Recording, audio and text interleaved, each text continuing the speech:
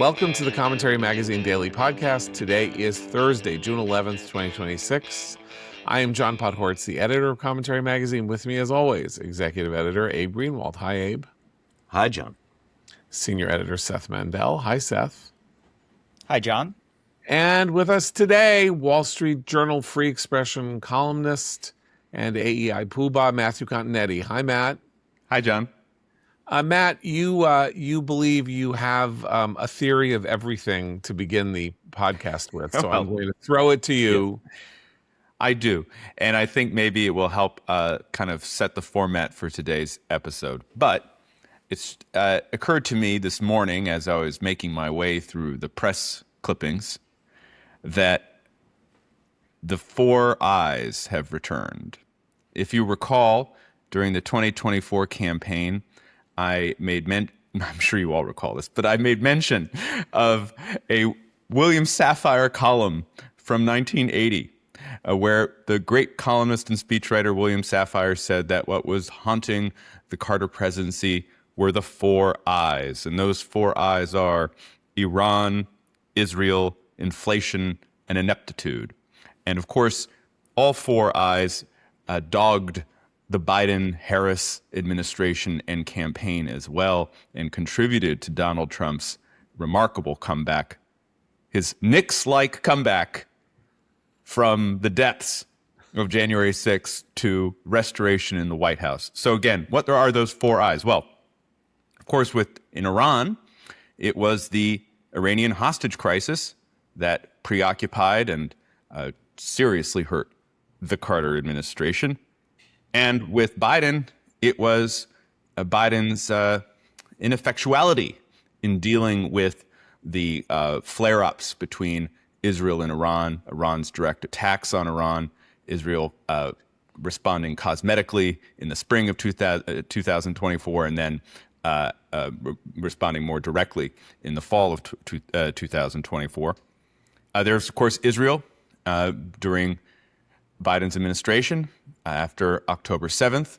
That was the huge preoccupation of the Biden administration. Biden failed to get all the hostages out. There was inflation, the record inflation, 9%, historic high in 2022.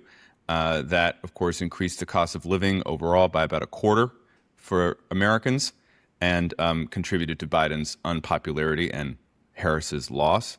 And then there was the broader question of ineptitude, the fact that I think after all the trillions spent in the economic recovery package, we had exactly one electric vehicle charging station built.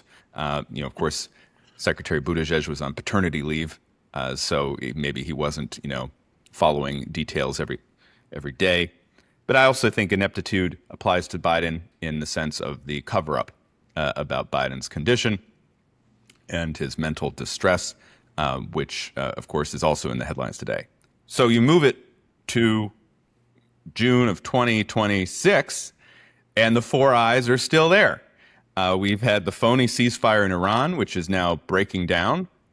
We have, of course, Israel becoming a central issue in American politics, and anti-Israel and anti-Semitism becoming a growing strain in the Democratic Party. We have inflation, which we can talk about. The report out yesterday tied to the Iran war and energy prices is not good for the Trump administration. And then there's this question of ineptitude. And you have this kind of bubble up in certain ways. There's Trump's messaging we can talk about. But then we also have this potential national security crisis arriving this weekend with the lapse of the FISA authorities to conduct warrantless surveillance against America's enemies. And it seems as though Trump is reaching an impasse here with Congress over FISA because he is really sticking with his plan to have the housing director and Northwestern University journalism graduate, not that there's anything wrong with journalists, Bill Pulte serve as acting director after Tulsi Gabbard leaves office next week. And we can get into the details there. But that's my framing mechanism. William Safire, once again, relevant. And of course, the four eyes are all related. They're interrelated. They're connected in ways we can explore.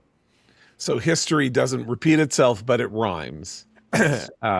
And the ineptitude part, of course, connects backward through the other three eyes.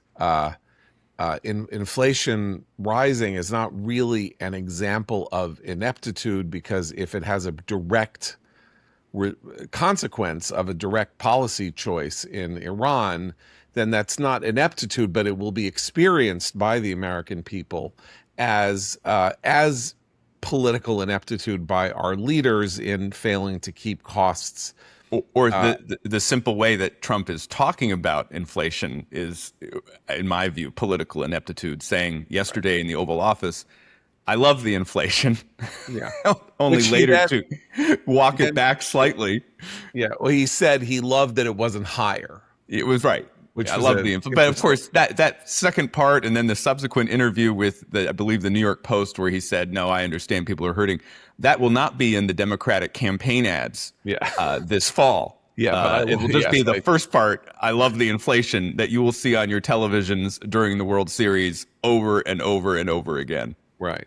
The question of ineptitude and Israel goes to the something we're not going to know until November, which is to say, what if the American people don't really like all of this incredible hostility toward Israel and the almost open embrace of anti-Semitism by the Democratic Party, and are asked to judge the Democratic Party in November, having Democratic Party and many candidates in it having like rushed headlong into an embrace of these positions. I hope that that will be the case, and that this will be seen as one of the more inept ideological decisions of our time. But we won't know that until November, and then of course Iran.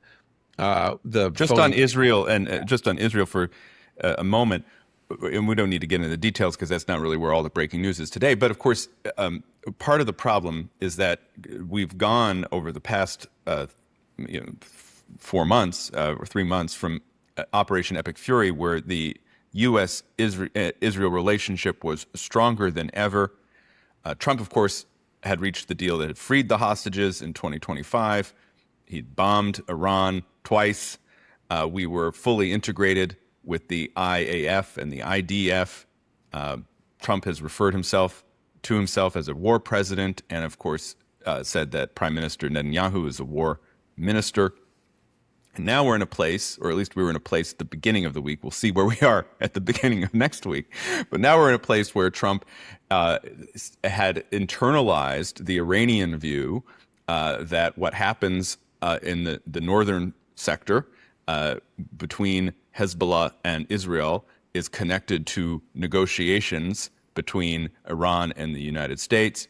Trump had really pressured Netanyahu not to proceed with Israeli offensives against Hezbollah in Beirut, and to confine the fighting to kind of just that area around the Litani River.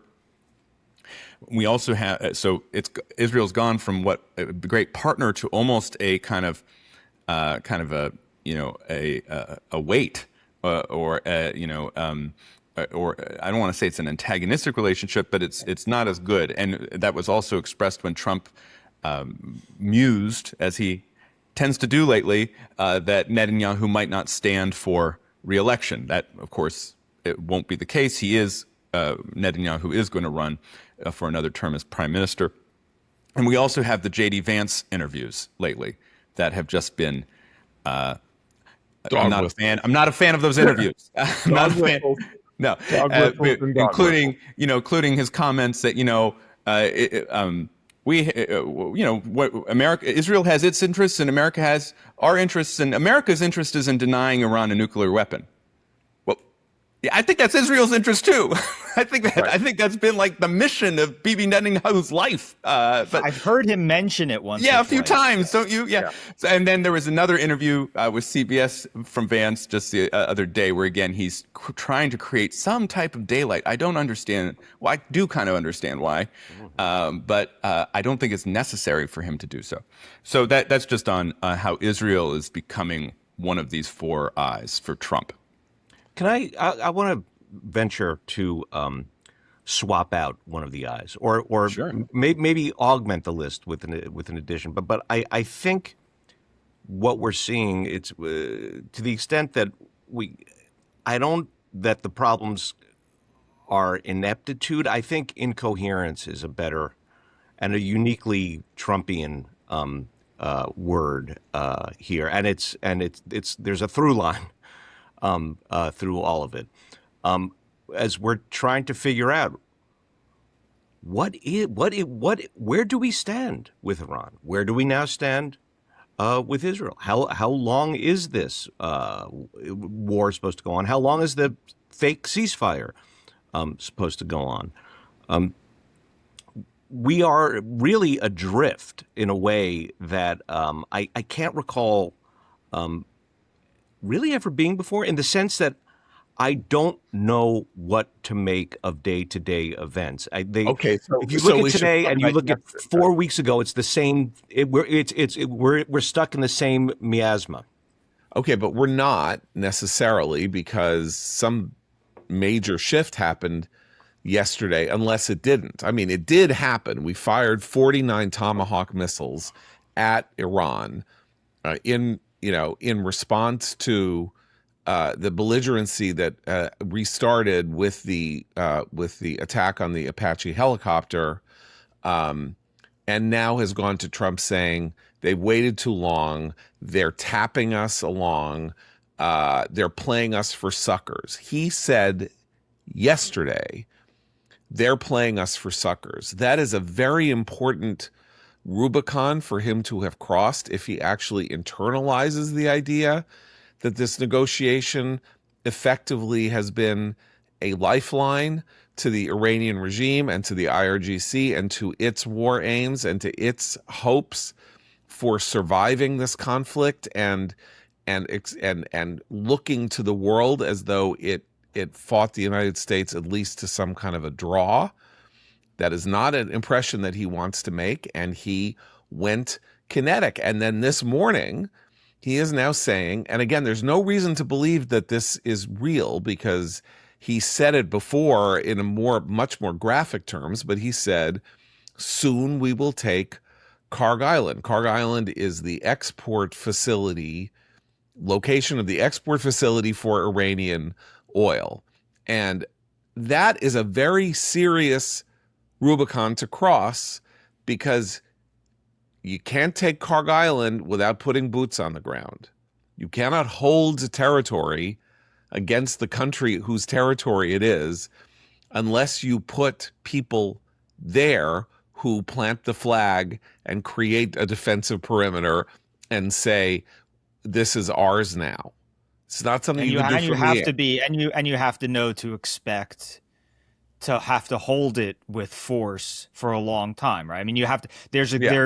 Any taken territory in Iran will lead almost immediately to an insurgency, and then Trump will have the questions that he's been trying to avoid having in his foreign policy interventions. He's been hawkish, he's been interventionist, but he clearly has wanted, for obvious reasons, to avoid getting bogged down in an insurgency, and those words will be flung at him. I think the threat of insurgency in Kharg Island might not be the primary threat.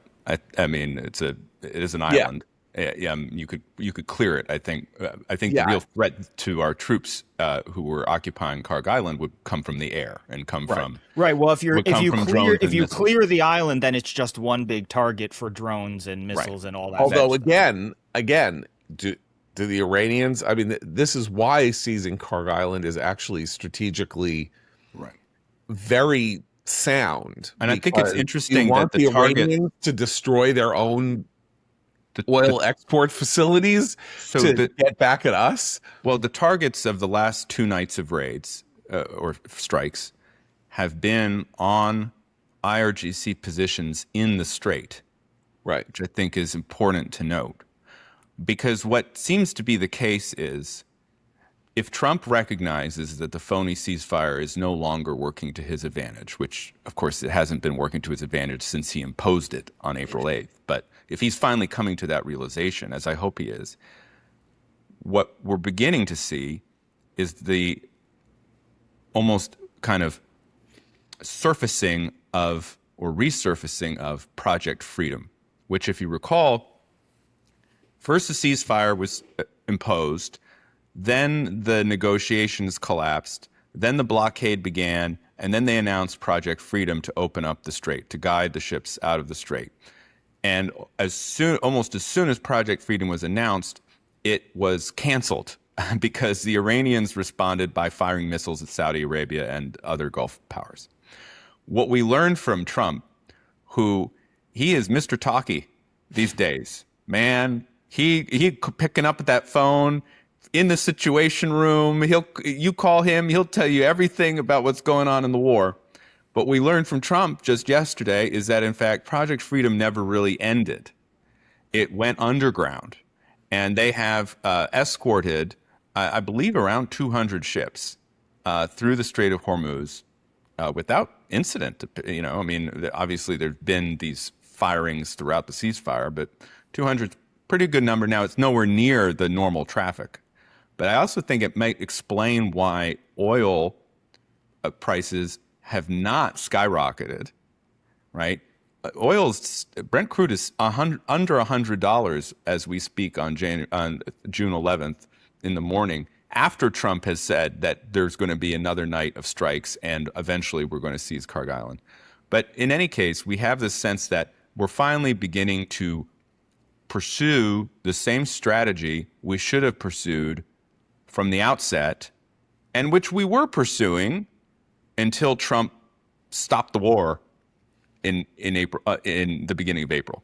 So I've said since the day that he imposed the ceasefire that we're seeing a unique psychological battle going on, and it's weird to think about this in the way that I am thinking about it, which is like he scared himself, right? He said, I'm going to destroy your civilization. And at some point he thought to himself, I went too far. This is too far. Because I don't know where to go unless I destroy their civilization. Of course, I'm not going to destroy their civilization. So we better call a halt to call a halt or slow things down. Right, hold on. Sorry if you heard weird sounds there. This is all in his head. That's the weird part. Iran has done absolutely nothing. It violates the ceasefire. It's firing missiles at Israel, firing missiles at the Gulf. We're not a threat from Iran. We can still act with impunity by choice. He has said, okay, let's make a deal. They're not making a deal. Now, he's got 3 or 4 of his intimates whom he has tasked with making a deal, who keep coming back to him and saying, we're close to a deal, or I think we have a deal, or there may be terms for a deal. The negotiating partner appears to be Arachi, the prime minister, who may be prime minister of nothing, because it may be that the IRGC has taken over the country. This is essentially like, I don't know how you would describe it. It's like the Marines taking over the country. It's essentially a kind of military coup, and they don't have to listen to no prime minister, and he's there to tap them along and to play us for suckers. And Witkoff and Jared and Tom Barrack and whoever else sure look like suckers to me. I mean, at what point do you spend 2 months sitting around a table getting bullshitted by the Iranians? Like, how long are you going to put up with it? Like, don't you have a spine? Get out of the room. Tell them you're done, and you're gonna tell the president that you're a bad actor and that he should whomp the tar out of you.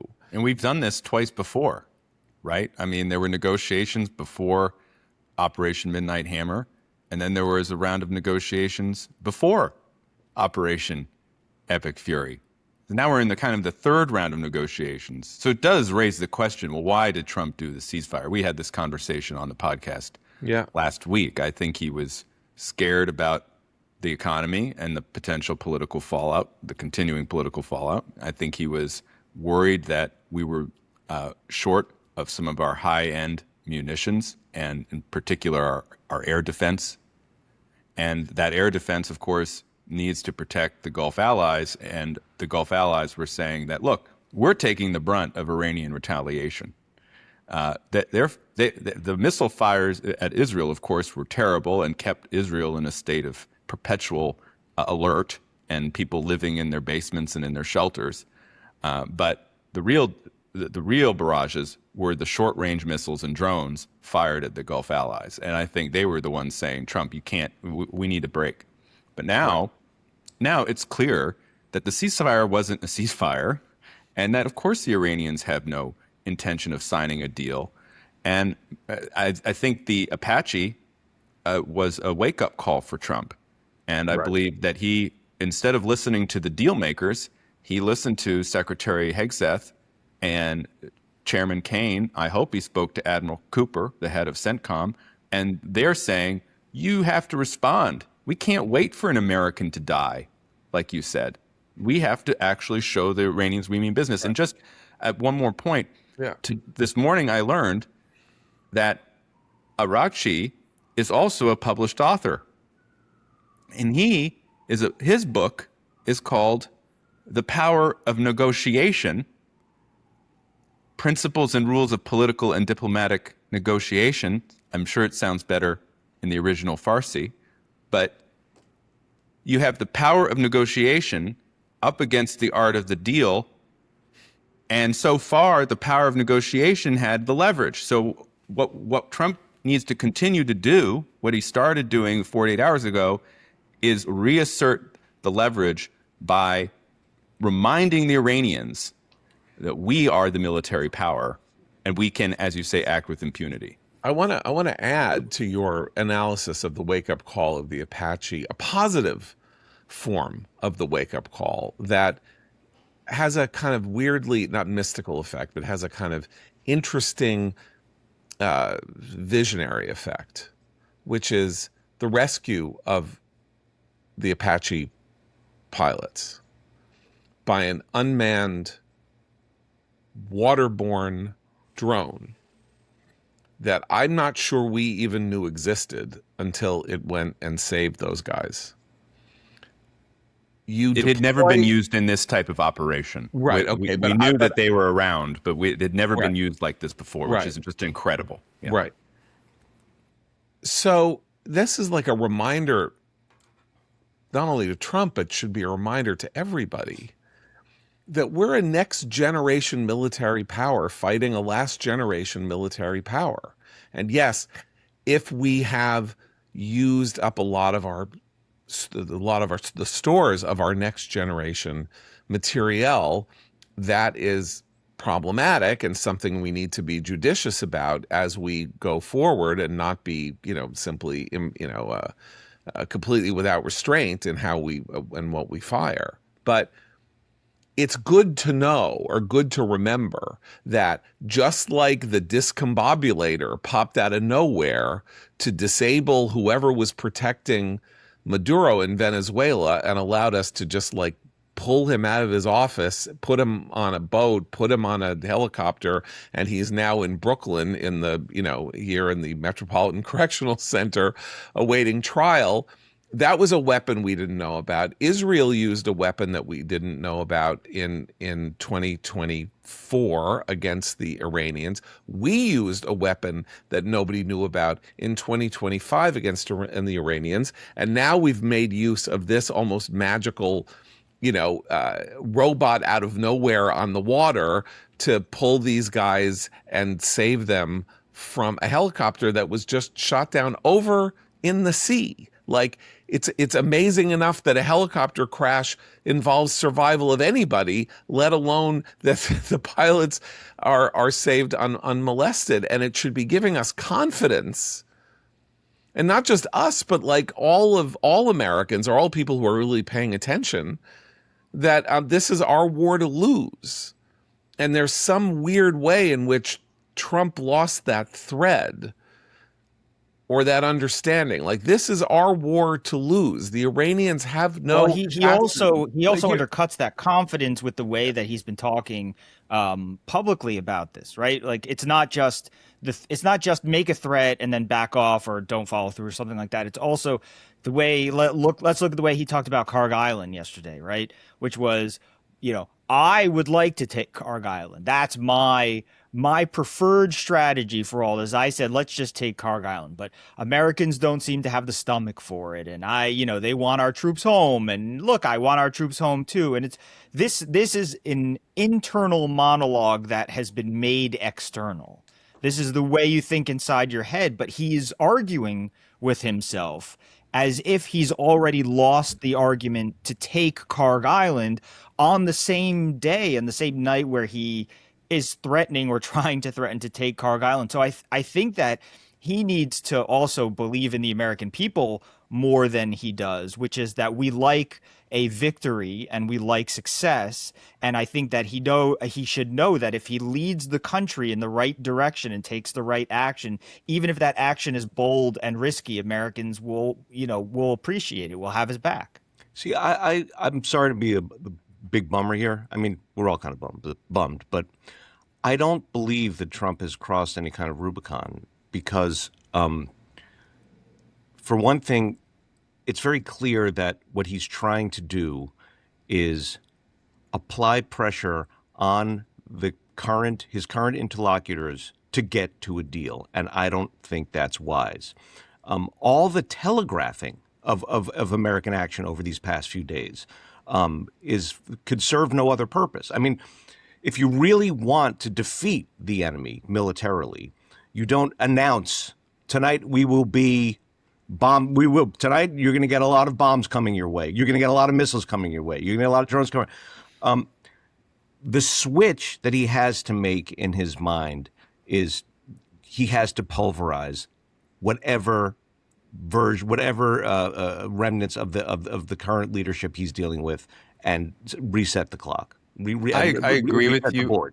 I agree with you, Abe, but I would just say that there is a difference in approach to those negotiations you mentioned, which is that up until Tuesday night, Trump was alternating between diplomacy and force, which is a mistake.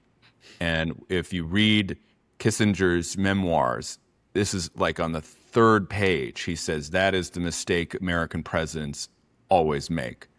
And that the rest of the world, true realpolitik, is that you combine force and diplomacy. And so what's happened as a result of the Apache incident is that he has now switched from, I just want to have a negotiation. I'm not going to let Iran fire off its missiles. Israel, Iran, you stop fighting. We're not going to respond. Maybe we'll have a little love tap, as he said. Now he has switched to, I am going to pummel you every night until you sign the deal. And while I agree with you that he needs to take one more additional step to recognize there is no deal, this nonetheless, I think, is a positive step because it is getting us off the mat and telling Iran you can't knock us around anymore. So the worst possibility, which combines what both you and Abe just said, is that he wants to bomb them into submission to make the deal.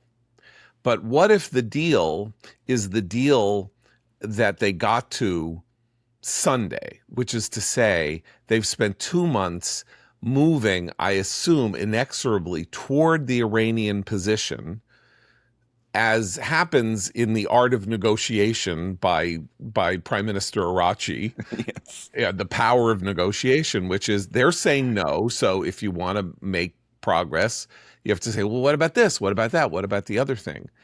Once we start going kinetic again, the deal should reset to zero.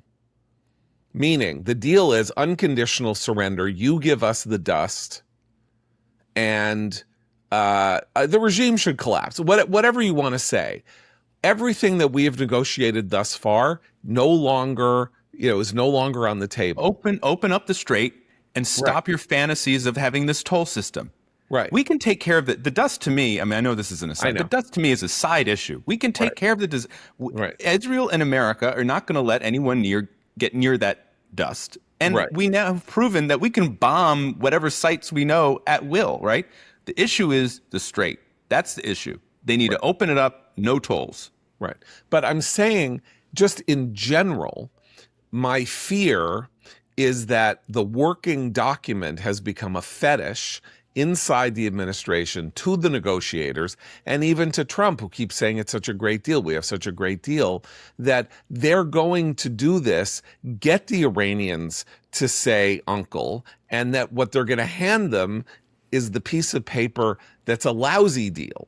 That is the lousy deal that they would have happily taken before the Apache helicopter, apparently that they would have taken before the Apache helicopter was shot down. And or that before Israel and Iran had the exchange, right? Because that's what the Iranian propaganda machine was saying, is that, well, we were about to sign the deal until Israel struck Beirut. But one priority we all should have is we need to prevent Pakistan from making any requests in the next few days. It is very important. Yes. It's very important, because if that field marshal makes a request, President Trump seems to always submit.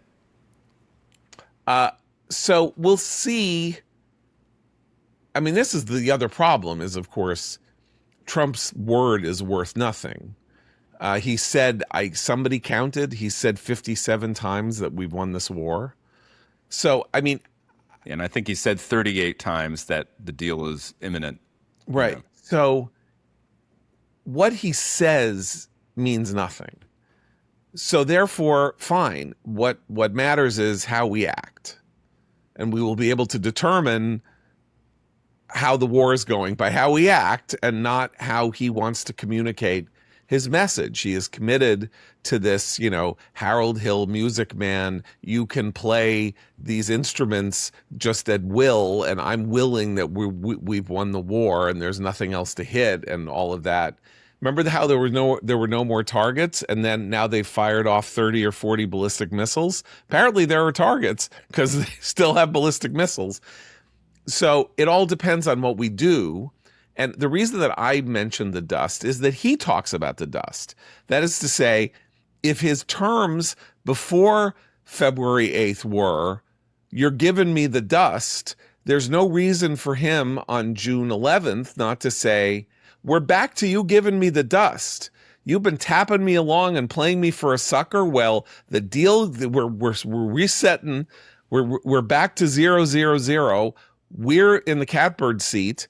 You give us what we want, or we're going to take Kharg Island, and you know what? We're going to bomb your civilian infrastructure, because you know what? You don't even have civilian infrastructure, because you're a military dictatorship, and every single piece of your territory is dual use.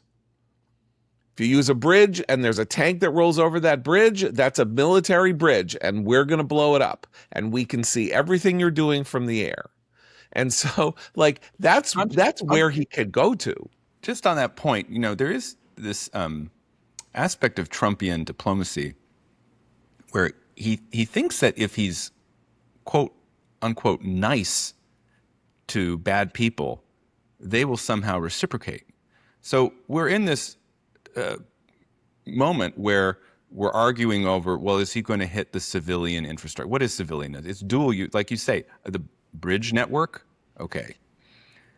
No, I mean, when Clinton bombed Bosnia in the 90s, there was no debate over whether we were going to hit bridges or certain types of power plants. Same with Iraq, both wars. I I don't know how many bridges there are in Libya when Barack Obama bombed Libya for 8 months in 2011, but but he is the one who's made this a whole thing. And I think he did it thinking and having been told that, look, you don't want to strike anywhere that will get the Iranian public up in arms against America, right?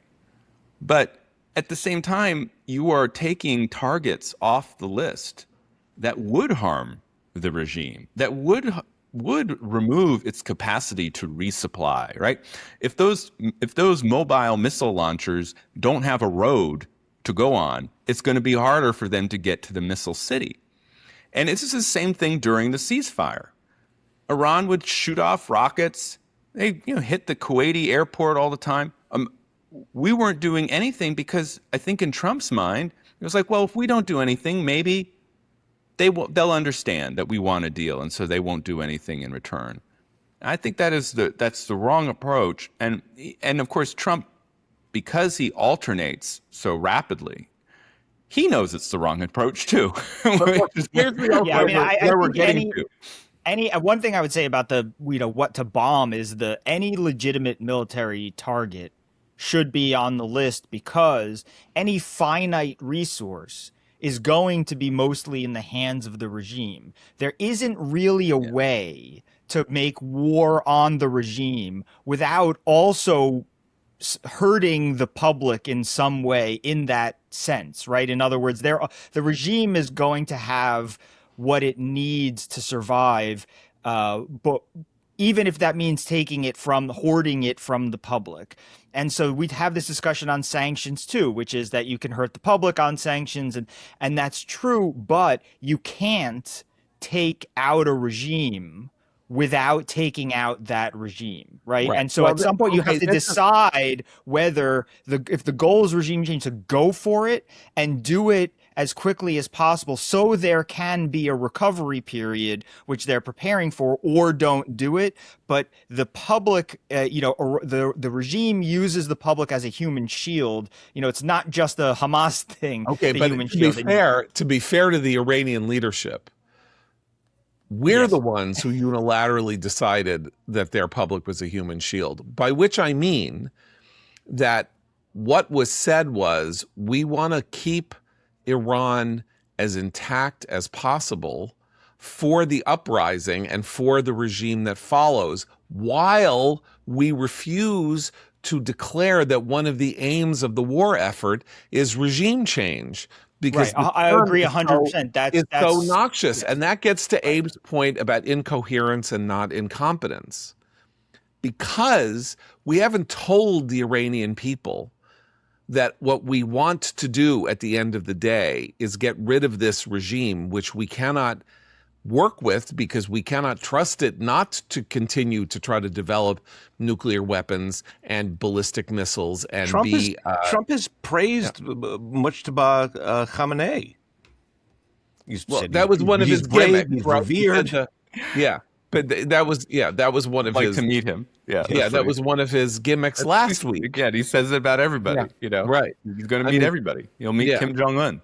Yeah, he's very well thought of, more than his father. But that's my point. If he thinks that if he compliments these people, that and he did the same thing with Putin, right? It's all about Putin.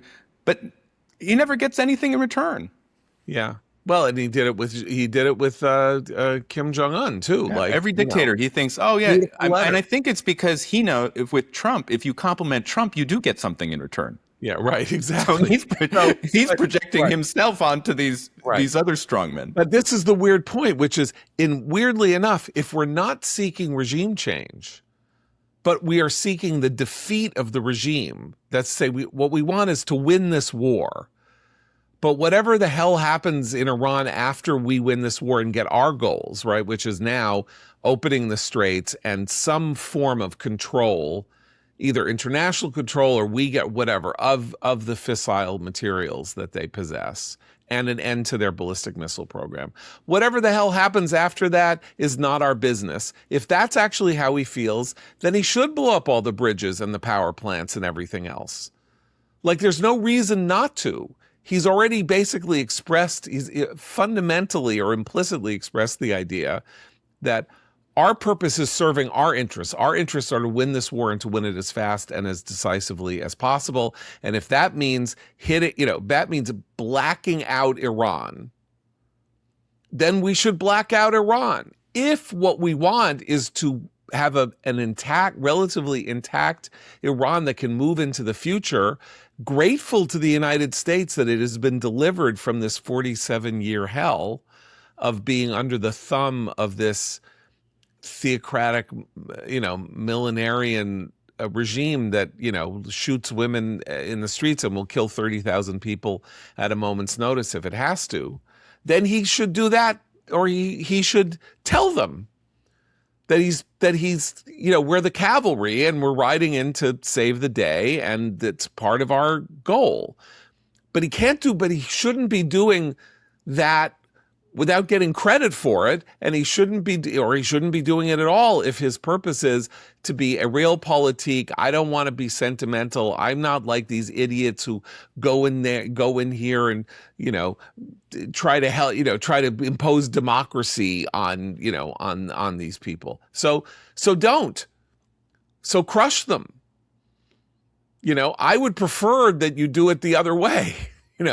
I would prefer that we announce we're doing regime change. Our aim here is to pummel them into such submission that they not only say uncle, but that they walk out basically frog marched in handcuffs. But he doesn't want to do that. So he needs to follow the strategy that follows logically from the position that he is taking, which is they got to lose, and they got to lose bad. And they've been like tapping us along and playing us for suckers. Well, when you play me for a sucker, you're not going to have a bridge anymore to escape from the next missile that we're going to fire. And that when the Israelis find out where you are, now we've had 2 months where we didn't do it, but I'm sure the Israelis know where everybody is, just like they always did, and will drop bombs on your head and kill you. So just say it or don't say it. And I think that's where the Rubicon could have been crossed. I don't know. It's very hard to tell, but it's the proof of the pudding will be in the eating. Now let's move on to domestically. So we do have this very bizarre phenomenon here, which is the extension of the FISA system, which allows us to use warrantless wiretaps to track our enemies, through Signal and all of that. And the Senate, even Senate Republicans are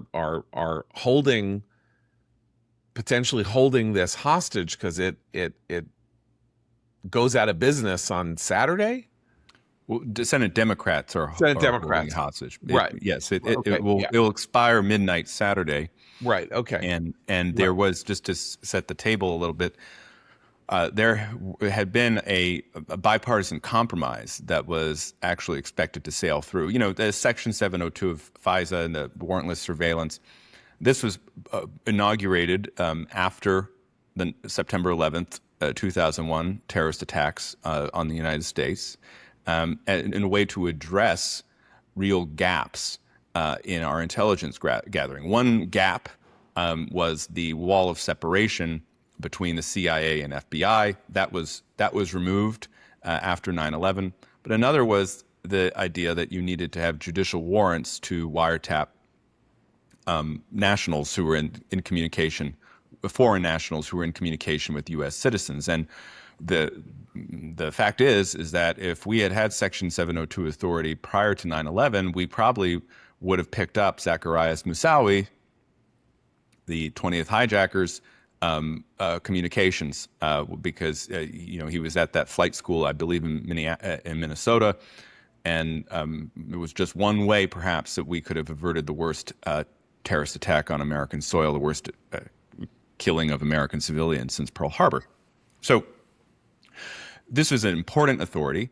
It has been in place since the 9/11 attacks. It was revealed to the public in 2006, and that's when it became a big political issue. Thank you, New York Times. And ever since then, whenever it's up for reauthorization, there's fights. For a long time, the fights were coming from the Democrats and the civil libertarian wing of the Democratic Party. But after 2016 and the Russia collusion scandal, and the revelation that the FISA had been inappropriately used to survey Trump team members, the right has raised hackles over it. All this is to say that it's always been in place, despite all these fights, because of its essential nature to American intelligence gathering. Axios this morning offhandedly says that 50% or more of the presidential daily brief derives from FISA intelligence gathering. Now, we don't, who knows where they got that number, but that's a sizable thing. And it is the case that we have had no 9/11-like attacks on the United States since 9/11, right? And I think having this tool is one reason for that. So where are we now? Well, this compromise... By the way, I want to interrupt because you're making an extraordinarily important point, which is that we don't know what 702 has saved us from by definition. Right. In other words, if we intercept, interdict, and end plots before they begin, or do whatever it is that we need to do that, when they don't involve, high publicity indictments and things like that, like the ones that we got on the Lackawanna 6, people that no one remembered, that was like 20 years ago, a cell in New York State that was, training to stage a major terrorist attack. But that we know about that because they indicted them, and that's a public matter. But I mean, there could literally have been hundreds of plots that were uncovered. And of course, there's a foreign policy component too, because if we're picking up these communications, then we can know who the baddies are in, say, the Horn of Africa or in Afghanistan, right, or elsewhere. Right. So where are we now? This compromise, it seems to me, I mean, it's all, hypothetical at this point, but the conventional wisdom in Washington was that the compromise would have gone through in a bipartisan way, and 702 authority, the FISA surveillance program, would continue uninterrupted.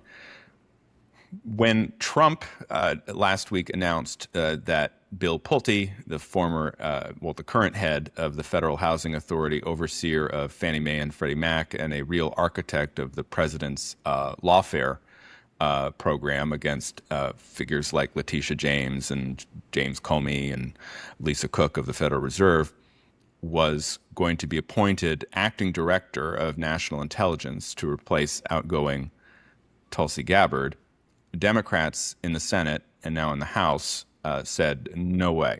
We do not want this man who has no national security experience and who is clearly a Trump yes man, and who was threatened by one of my favorite Trump cabinet members, Scott Bessent, on the streets of Georgetown for a beating. He's going to give him a beat down. Yeah. By the way, Bessent admitted that he threatened to beat him down in Congress last week. Maybe have Bessent conduct the negotiations with the Bessent's a hawk, that's for sure. In any case, we don't want this Pulte to be in charge. It's not in charge of our national intelligence, and there's a whole side argument we can get into about what the DNI actually does, or whether this is just Trump's way. And Trump has said he kind of wants to close the office, and so that's what Pulte is in there for. Nonetheless, we don't want him there. That's what Democrats are saying. And because we don't want them there, we're going to hold up FISA.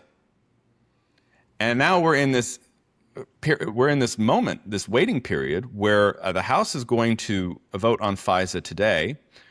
For whatever reason, they're voting on it under suspension of the rules, which requires a 2/3 majority. And it's not clear that it's going to reach a 2/3 majority. And the Senate might have to vote on it, and it's unclear whether Democrats at the end of the day will come across and vote for it. There's also the possibility that Leader Thune, the Senate leader, Republican from South Dakota, could ask for unanimous consent to reauthorize. That would thus kind of dare a Democrat to say, no, I want to shut this down because of somebody no one is outside of D.C. has ever heard of. Regardless, we're at this moment at where the odds are that authority will lapse, at least for a couple days. Trump has asked for a short-term extension. Not clear that he's going to get one of those. And it all has to do with, I think, Trump's doubling down on a personnel decision he shouldn't have made in the first place. Right. But I think we need to say that I think there are at least 4 Republican senators who are opposing Pulte's presence. Yes. It's not just Democrats. Cassidy, Cornyn, Murkowski, and Collins, I believe. Obviously, Cassidy and Cornyn now hostile to Trump because he actively worked to have them defeated in their primaries. But these guys are patriots, and if they thought that Pulte was fine, they wouldn't be picking this fight. He clearly isn't fine. It's not clear that he even has a security clearance. He doesn't have a security clearance. So if he's appointed to sit in that office, he can't actually look at what's on his desk legally because he doesn't have a security clearance. That's insane. It was a ridiculous choice. My guess is it was some kind of weird internal MAGA. If you're going to lose Tulsi, you got to get somebody that will be satisfying or acceptable to a certain camp. It's John. Okay, no? My understanding is, based on public sources, it's actually the opposite. That Pulte presented himself to Trump as a hawk and said, "Look, I'm backing your policies, unlike Tulsi Gabbard." Right. Now it's clear he also appeals. He also appeals to kind of the Bannon pugilist part of MAGA because of the lawfare. Right. But interestingly enough. Yeah. The foreign policy side, it seems that he told Trump, look, I'm not going to be the person who's absent because I disagree with you. I'm going to do whatever you want, not just on foreign policy, but also if, hey, can we use this office to pursue our personal agenda as well? Right. Okay. If we move then from that to, by the way, the idea that you can keep an important federal agency shuttered without political consequence, I think, has been proved this year with the shutdown of the Department of Homeland Security over ICE funding. Department of Homeland Security, pretty important department in the U.S. government, and Democrats saw absolutely do not seem to have suffered from, I think, a 47-day shutdown. So certainly there's no reason for them to think that there will be any political consequence to doing this. I mean, try to explain to people what the director of national intelligence does anyway. Negative polarization is a heck of a drug. It really is. The risk is that we're entering a very dangerous moment just in terms of terrorist threats. We have the World Cup, that that's a soccer tournament, I gather. That starts tonight in Mexico, and the first game in the United States is tomorrow. And then, of course, we have America's 250th. Well, even before that, on Sunday, we have the UFC match, UFC 250 on the South Lawn, the Claw. I saw it this morning on my commute to work. It's quite impressive. I don't know if it really matches with the Eiffel Tower like the president says, but nor do I want it there permanently, like he also said, or threatened, or joked. It looks like something out of the War of the Worlds. It looks out of it's kind of like the Air Force. Landed. I love the Air Force Memorial in Arlington, Virginia, which is also kind of claw-like, but more inspiring. But yeah, it does look like one of those things from the War of the Worlds surfacing. Yeah. That's Sunday. That's going to be a major event, and then of course, America's 250th birthday on July 4th. You have a lot of big public events. You do not want FISA dark. Right. Ahead of that, you By don't. The way, this goes back to the point you made earlier, which is that Americans tend not to know about the the attacks that have been stopped or prevented, or operations that have been disrupted, and a very important moment here in New York City. And I'm not. Of course, the important moment was the single greatest sports event of my lifetime, the Knicks Spurs game last night. But, and there's the Knicks hat that if you're watching on YouTube that Seth just pointed to. But the last 2 days when Trump came to Game 3 at Madison Square Garden, this week, and then they had this second game, and it was crazy what happened in Midtown Manhattan. Like, Midtown Manhattan was shut down. I had to walk somewhere to get from an event to somewhere else, and I had to pass through barricades and show IDs and stuff like that. Like, it was for literally 15 square blocks were shut down, cops everywhere. Last night, Game 4, they decided to keep up all of the barricades that had been put in place for Game 3. And people were outraged. They're furious. Like, why is this happening? And why are they doing this? And James Dolan and Madison yelled at Mamdani and said, why are you doing this? And I know why they did it, and probably so does he. And so they have risk. There is a risk assessment about terrorism. That's the only reason that they would keep those barricades up. They have some reason to believe that this is a target, and that there may be people who are interested in targeting. There were 50,000 people on the streets of New York for the first game watching outside Madison Square Garden. Like, that is a perfect site for a domestic bombing or something like that. And so and last night, the watch parties that sort of went on despite it all, there was a certain amount of chaos. And I'm not criticizing the watch parties. I'm just saying that policing that city at that time with all those different things going on is difficult, and they are basing it on real things. They're not guessing. Right. So I'm just saying, like, we're actually experiencing some of what might be going on in America over the next month or so, and certainly with the World Cup, right? Because these World Cup events, some of them are taking place in, like, how they're going to get 100,000 people in and out of stadiums with this kind of risk. We're going to see a level of security we don't really. Maybe the Super Bowl has it. I don't know. I've never been around a live Super Bowl. The only thing I've ever been around that's like that is a political convention. And New York was also shut down in 2004 for that political convention. But they know something. I'm pretty sure they know something, and that. Or they're not just better be safe. Well, and not to interrupt again, but in addition, we should just tell people, in addition, when we talk about comparing something to the Super Bowl, the World Cup is starting in Mexico City and will also be playing in Atlanta, Boston, Dallas, Houston, Kansas City, Los Angeles, Miami, and the greater New York area, right? The Meadowlands area, Philadelphia, Seattle, and the San Francisco Bay Area. So when we talk about an event of that size, we're talking about 20 events of that size, maybe more, and throughout North America, so that there has to be coordination between the governments and security And services. I hate to put it this way, because it's going to sound, it really shouldn't sound racist, but this is an event that will be of uncommon interest to people who are not native-born Americans.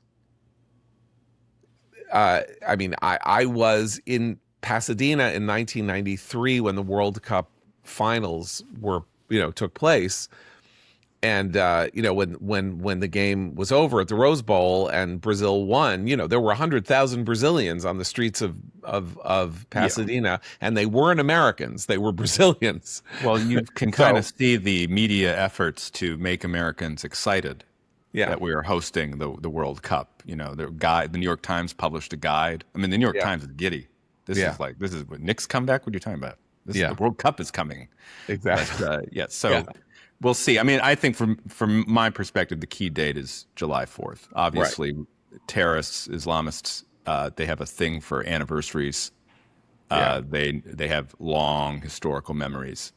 And so, by the way, and remember, there was a bizarre. It wasn't even a terrorist event, but there was a parade in Highland Park Illinois, outside of Chicago. Yeah, a couple years where ago. a guy, shot 15 people at a July 4th parade. I think wasn't there one in Wisconsin? I think even there might I have don't been. know. There might have been, but Yeah, like but Yeah, wasn't that's that was Target. the automobile? Was that where someone? Well, that was drove? Kenosha, the automobile one. Yeah. But I mean, that wasn't a terrorist event. That was literally like a crazy teenager kid shooting people from a roof. But that's a like if you're going to get a group of people together walking slowly down a boulevard, with Shriners on little motorcycles and everything like that, like who the hell knows what could happen? And give that we're Trump talking about thousands of targets, thousands.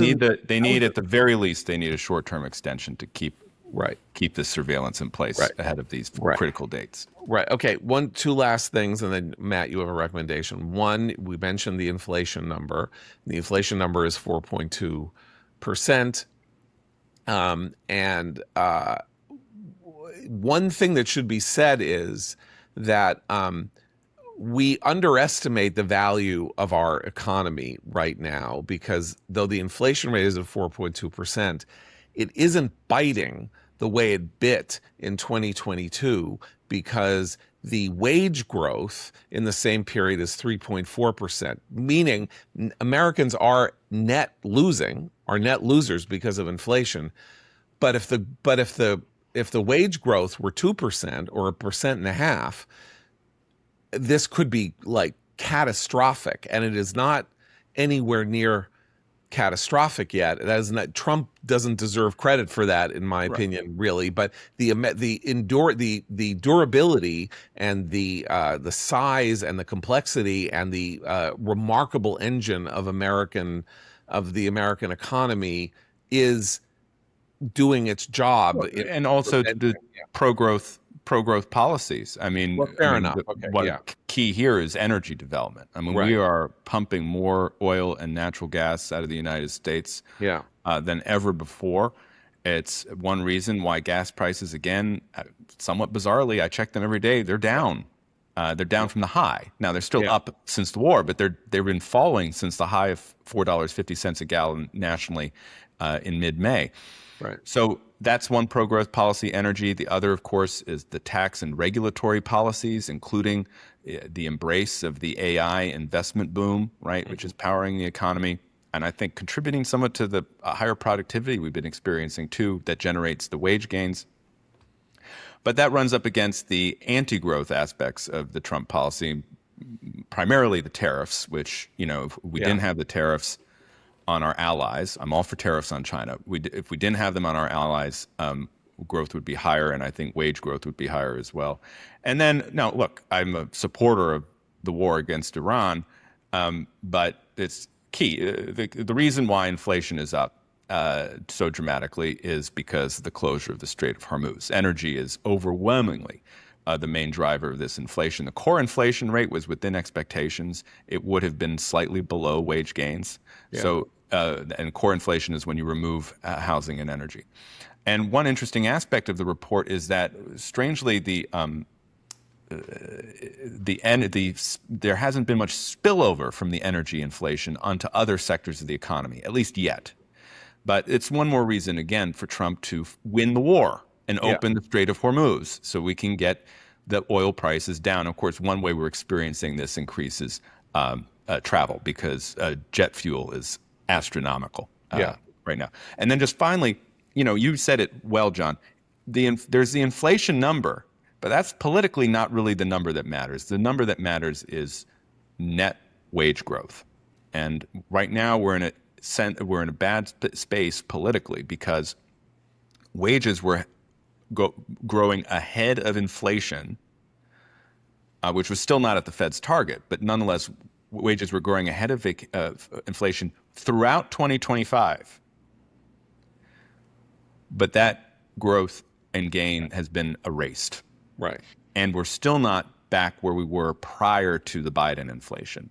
And it's that reason, I think, that Americans' assessments of the economy and Trump's performance on the economy and Trump's job approval, and probably their assessment of the war, is so in the dumps. Right. Okay. So, Matt, Yeah. You will have a recommendation. Okay, sorry. Okay, I'm going to make this recommendation tepidly. It's more about the context of the recommendation than the recommendation. So I'm very interested in your reactions, my colleagues.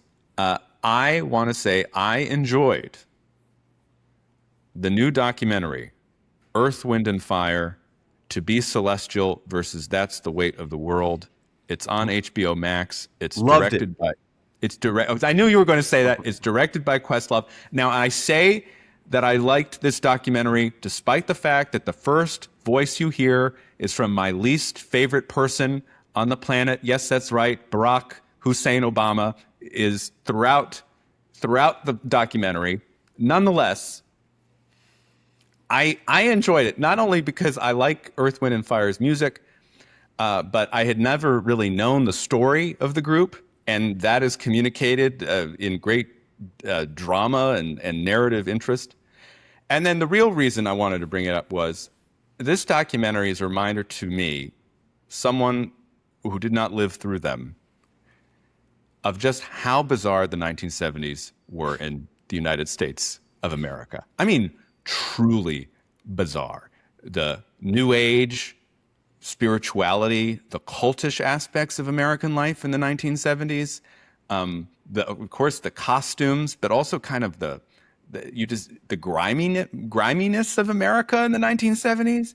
It all comes through, and it's just a fascinating. I mean, I wanted to just briefly write what was up, what was going on. I said to my wife last night, was there something in the water in the 1970s that produced these exotic, these exotic cultural expressions? You know, Maurice White, the founder of Earth, Wind, and Fire, he sees Close Encounters of the Third Kind, and so then he gets into UFOs and he's astral projection, and of course some of that's coming back today. So for all these reasons, I enjoyed the documentary, and I'm willing to recommend it. If you don't like Earth, Wind, and Fire, it's probably not worth watching, but who doesn't like September or some of the other songs? So that's my recommendation. Yeah, I love it for a number of reasons. Well, one, because, yeah, of course, I love Earth, Wind, and Fire. And they're kind of overlooked. They're massive hits, of course. But like when, people talk about like the 70s and R&B or funk, and they talk about like Parliament or whatever, and they don't, Earth, Wind, and Fire doesn't get its due, in the same way. I think because they were, in some sense, because of their eventual commercial breakthrough. And I loved it because, we're in this phase where there are a lot of documentaries about icons and iconic acts. And this is another one of them. But unlike so many of them, it's not just, look how wonderful this guy, because it's largely about Maurice White, the visionary. Right. It's his life story, and yeah, and it's and the band went. There were several iterations of Earth, Wind, and Fire. All sorts of turmoil and problems. I got a question because I haven't watched it yet. I adore Earth, Wind, and Fire, but I always had this question, and I want to know if it's answered in the documentary. It used to be said, Jackie Mason used to have this routine about how Gentiles go into a restaurant and it's crowded, and they wait for the table, and they sit down, they eat their food, and then they leave, and they don't say anything about it. And the Jew walks into the restaurant, looks around, and says, "This place is a gold mine. This place is a gold mine." So this is the reverse question. Earth, Wind, and Fire had 11 or 12 members. It's addressed. It's addressed. Right? Okay. So how did they make money? That's not just part of the documentary. Okay, yeah. Good. Now I'm really going to watch it again. Okay. And this is my thing: is Maurice White again, artistic visionary in many ways, but there is this cultish dimension to him, and he would bring these people around, including his own family members, right? And but then he would also push them away. And there's interesting stuff about how he was born to a single mom in Memphis. The mom leaves him at a very early age to clean houses in Chicago, and so you get some of this. You get some of the black experience. I mean, a lot of it, because of course he becomes very interested in Afrocentrism and then Afrofuturism. And he has a fascinating thing. I never really realized the music develops in different ways. So I think when we say we love Earth, Wind, and Fire, it's really kind of their funk period, at least for me. That's the music I love. But, it kind of started as like this kind of new age jazz collective, and then it became the funk group. And then they get into, I never knew this, the period, you saw this, Abe, in the early 80s, where he tries to go into the new wave synth direction, and then his solo career, which does not go well. And finally they get back. You see different, you see parts of musical history expressed through the story of Maurice White and his supergroup. I just think now, knowing what I know as a person of my age and having watched the world of pop music, throughout my lifetime, the real thing was to be a duo like that. I'm sorry, that's the way you made money. Be a duo. Bands. Don't have any more than two. And it's pretty easy not to break up if you're especially because so much money that when you break up, you're just gonna make money forever, and you don't have to split it with 27 other people. Well, and especially because the production values of the Earth, Wind, and Fire concerts during their height were so enormous, and I had not realized until seeing the documentary that much of This Is Spinal Tap is a parody of Earth, Wind, and Fire concerts. Some of the Stonehenge routine, where the bit where Harry Shearer gets stuck in that capsule. Yeah. That's the Earth, Wind, and Fire innovation, those capsules. Oh, man. All right. Well, I'm excited to watch it. So there we go. Because some of the music ones lately I've found a little nauseating in their idolatrous.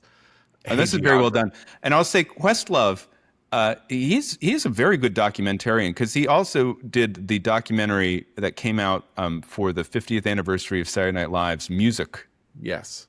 And that's also a very good one. That's on Peacock. And Summer of Soul, which he did Summer of Soul Oscar for. Okay.